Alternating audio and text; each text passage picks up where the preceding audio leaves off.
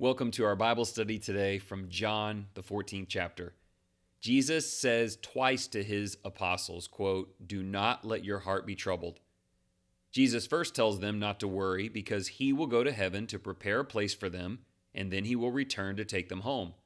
They did not understand where Jesus was going, but he goes to the Father and is in perfect unity with the Father.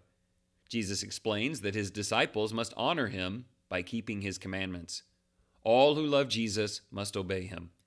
Jesus assures the apostles he will send a helper, the Holy Spirit, to teach them how to establish his church.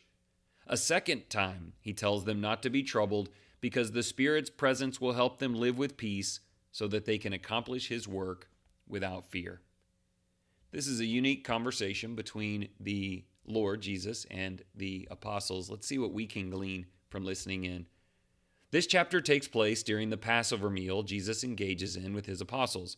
Some of what is included is specific to those men, like the promise of the Holy Spirit to give them special knowledge. However, much of his teachings apply to all believers. Jesus has gone to heaven, and he will return to take home all who love him and obey his commandments. In the meantime, we can live in peace because God loves us, and the Holy Spirit is active in helping us develop fearlessness in this life. The, quote, ruler of the world is among us and seeks to undermine our faith, but we believe that Jesus is with the Father and rules in victory over the adversary. Let's look at our three thought questions together. Number one, what causes your heart to be troubled?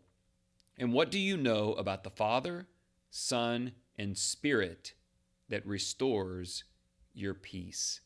How do they help you? What do you believe? Question two, Jesus is the only way to be close to the Father. How are you pursuing a closer relationship with the Father through Jesus? Does that question make sense? In what ways are you drawing nearer to Christ in your daily prayers and reading and thoughts, knowing that's how you grow closer to the Father?